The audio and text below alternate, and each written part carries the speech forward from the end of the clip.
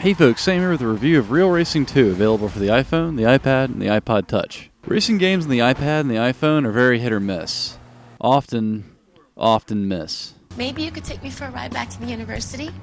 Oh, did I mention that I was a med student? Well, Papa always thought my hands would be better suited to be a doctor than a... I'd kind of given up hope that a game would be released for the platform that would have tight controls, fun tracks, and a blistering sense of speed.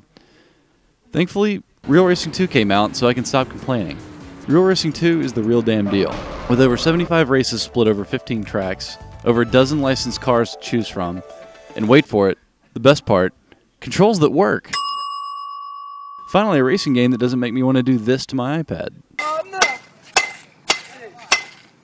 The game is everything a racing game should be. It's fun to drive around even by yourself.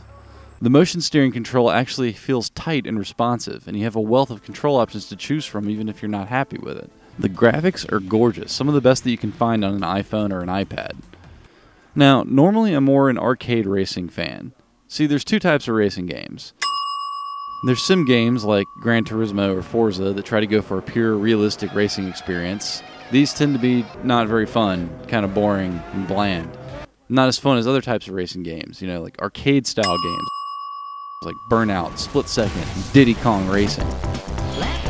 He's in a little airplane. He's cute. He's cute. Sorry. Real Racing 2 is a sim game. So I thought I wasn't going to like it. But oddly enough, against what I would think, a sim game works great. You don't have to focus your attention on much outside of the race itself. The tracks, while simple, require just the right amount of skill and patience to master. One thing I really appreciated about the game was how races are structured. Different races require specific car requirements in order to compete. In many other racing games I've played, you just earn enough money to buy a sweet car and then you blast past the competition. It defeats the challenge. Real Racing 2 doesn't allow you to do that. You have to use the right car that's on a level playing field with your fellow racers. There were times during my pass at the career mode where all my cars were just too awesome for some of the races and I had to go back and buy slower cars. Now, that may seem bad, but it's actually a good thing. The game forces you to race with all its cars and use the right car for the right job. You can't just power through the game in a Bugatti Veyron laughing wildly at your pathetic challengers and their piece of crap Porsches. Those peasants.